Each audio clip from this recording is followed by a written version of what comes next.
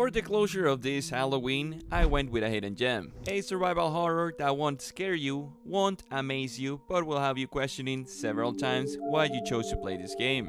Developed by Darkworks in 2001, a title that was overlooked due to the giants within the genre. Yet, it still manages to hold its ground with its own creepy charm and unique approach. So sit tight, because today we're playing Alone in the Dark, a new nightmare. I enjoyed this game, not for the same reasons as previous horror titles. This one brought me closer to that PS1 feeling. The pre-rendered walls, the enclosed areas, the never-ending freeze frames when changing instances or exiting the inventory. This game should be called Alone in the Dark loading screen instead. The game takes place on October 31st, 2001. We open with a man with the tan of a Max Steel action figure, Frederick Johnson, talking with what it seems to be his boss, about sending two people to a mysterious place called Shadow Island, just off the coast of Massachusetts. I must have those tablets in their translation.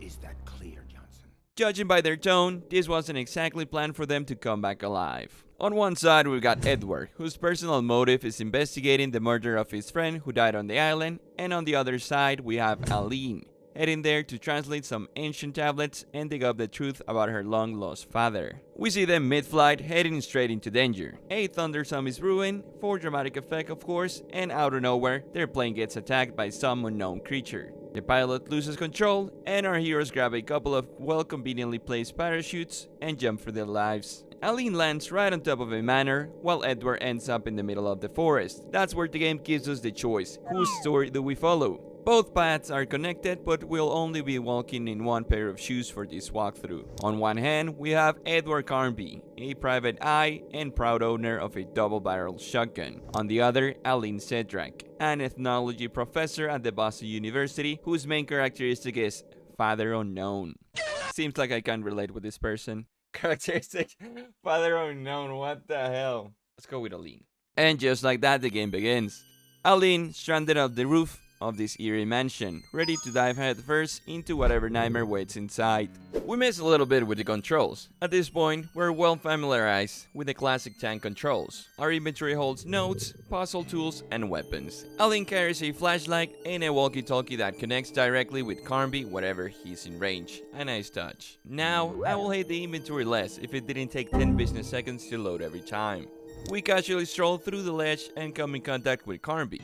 We inform him of our location, and the plan is Aline hides inside, Carnby will come and save the day. And I don't necessarily agree with that, but whatever. Aline illegally breaks into one of the windows and finds herself in the room of an old lady. Aline asks for help. How will she? Be real.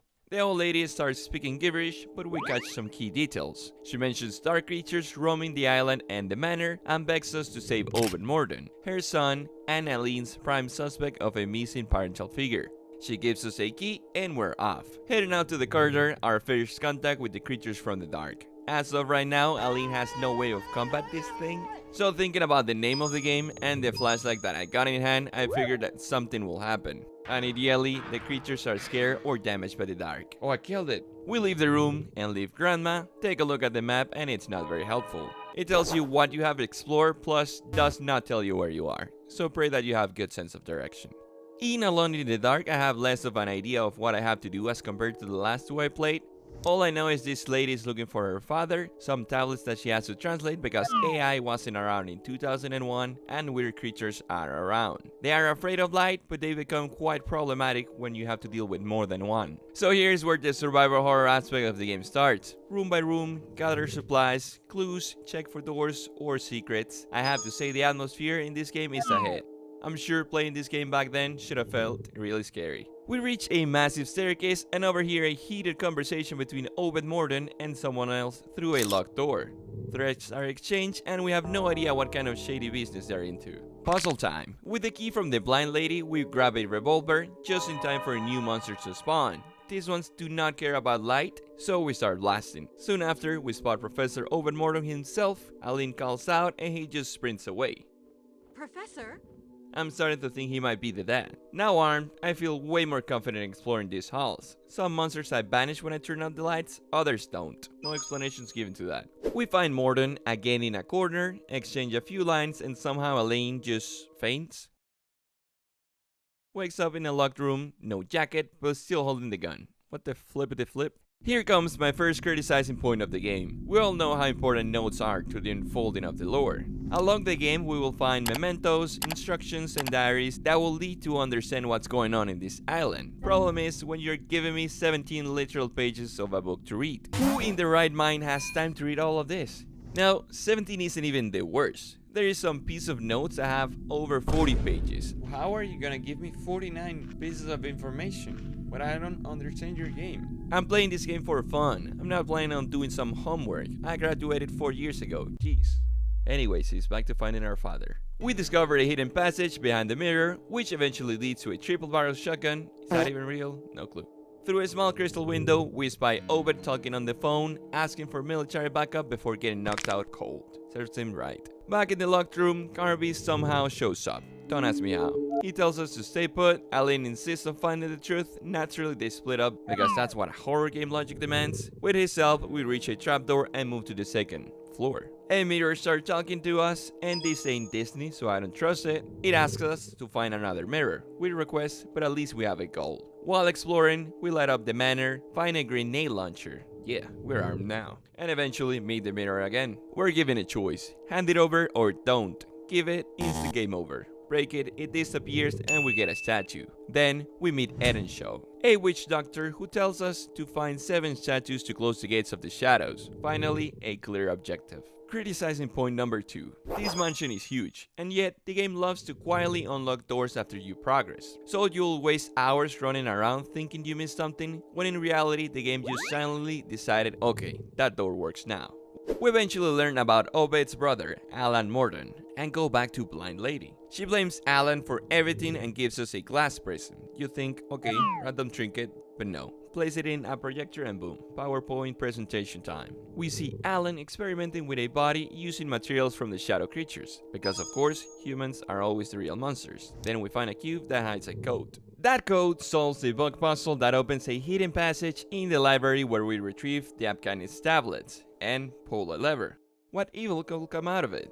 A mysterious beast lying inside a tube rises from the ground. Looks like a werewolf and not a friendly one. I instantly pause out of panic because I realized I had a flashlight and no weapon in hand. Now it's time for the grenade launcher to make its debut. 5 grenades and the thing goes down. Is it for good? Who knows? That was fairly easy. In the tube where the beast was delivered to us, there was half a medallion. Clearly, a piece of another puzzle. Back to Daredevil Grandma for answers, we accuse her of raising some monsters. She deflects to the island, and this conversation was pointless. She does somehow gives us the other half of the medallion we picked up earlier from the fight. We place that medallion in a mirror, and that opens a hidden passage to the basement. That opens up to either a useless locked door, or the greenhouse in case you are interested in some gardening. Here we meet Edenshaw, the witch doctor, for a second time, and confirms there is a total of 7 statues that he will need to perform the ritual of closing the gates of shadow, the same gates Alan's is trying to open. Also points us in the direction of the fort where more secrets will lie. What kind of island is this? On our way to the fort, Mr. Beast appears again. We defeat him, but moving forward, seemingly that he doesn't go down, I'm not wasting any time or bullets. Running it is. He is quite persistent, I'll give him that. Now efficient, that's a different topic. Even some beast dogs decide to join the party, following us all the way to a crypt that hides the resting remains of the Mortons. Here, we solve a puzzle that requires using a flashlight to light up a pattern. Made me feel like I was playing the Wii again, carefully aiming with the joysticks. That unlocks the resting place of Richard Morton, and we used it as a segue into the forest. I have no idea where I'm going, but we keep it pushing. With a whole lot of faith, we eventually make it to the fort. The doors are locked, and there's no clear way around. But thankfully, Aline is apparently a boulder enthusiast because she climbs a dangerous height to break in. Inside, the fort is filled with inconclusive puzzles and beasts that don't seem to care how many times you take them down. They just keep respawning. This section gets annoying real quick. Somehow, Obed Morton has been hiding inside this fort. This man is depressed about his brother opening the gates of darkness, but we don't care. We ask the real question. Are you Aline's father? Are you sure you're not my father? Me? Your father? A daughter? I don't know who put that foolish idea in your mind, but let me tell you that is simply impossible. When it comes to 8-month-old Brian, Chiari, you are not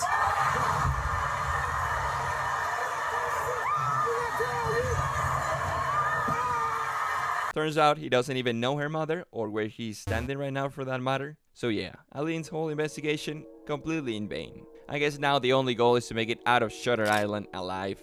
A couple of puzzles later, we end up with 3 statues. Carnby's got another 3, 1 more to go. We also find instructions to build some kind of super weapon, and I almost miss it. It talks about perforating a wall, so I just pay enough attention. After collecting all the pieces, an accelerator, a sacred stone, a photo cell, etc., we craft the ultimate weapon. Only problem is, it still needs power. We activate this strange lighting machine, and right on cue, Mr. Beast shows up for around 3. Holy! Thankfully, the lighting comes in clutch this time, finally putting him to sleep for good. Now, there's a timer on the screen, that's how long the machine will stay active for. So we sprint down to the lower level of the fort to place the weapon. With the power of Thor, we blast open a hole in the wall. A gross creature shows up, but I just ignore them and I jump into what seems to be an underground river leading to the Afghanis ruins. We cross paths with Carnby again. The deeper we go, the more ancient puzzles and Afghanis writings we find. Since Aline actually understands the language, it's clear we're getting close to the infamous gates we've been trying to keep shut.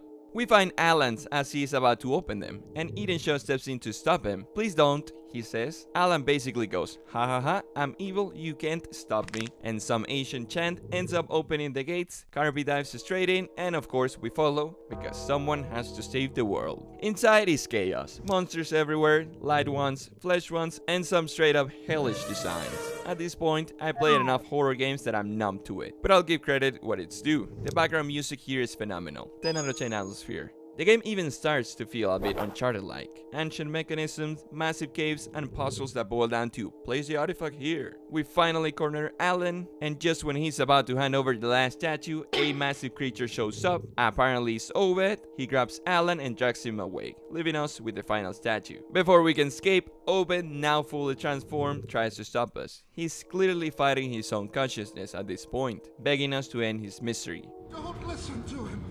Shoot! Shoot!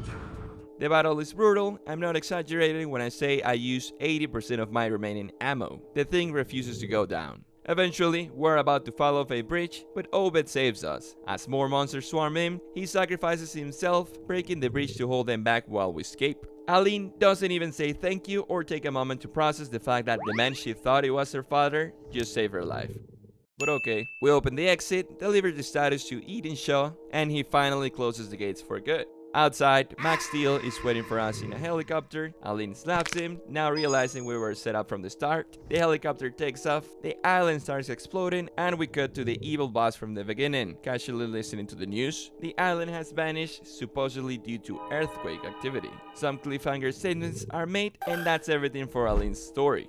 From here, you can either call it a day, or if it's the only game you own, jump into Carby's campaign, which is a bit more action-oriented. I'm skipping that for now. I'd rather try the PS2 version of this game, with enhanced visuals and hopefully faster loading times. This title isn't exactly a hidden gem, but a cult classic in my opinion. It has its strengths, it has its flaws, but it's definitely an experience worth checking out. I know there are more games tied to this story, and I'm curious to see how it all evolves. But for now, that's everything Alone in the Dark, the new Nightmare, has to offer. If you liked the video, make sure to hit the like button and subscribe. It helps me out a lot and might help others find the video too. Reminder that you can follow me on my other socials where you can tell me what's your favorite number. If you don't want to miss the full walkthrough, make sure to join the live streams. I play a couple times a week. Thank you for watching the video until this part. My name is Yourselves, and with nothing else to say, good night.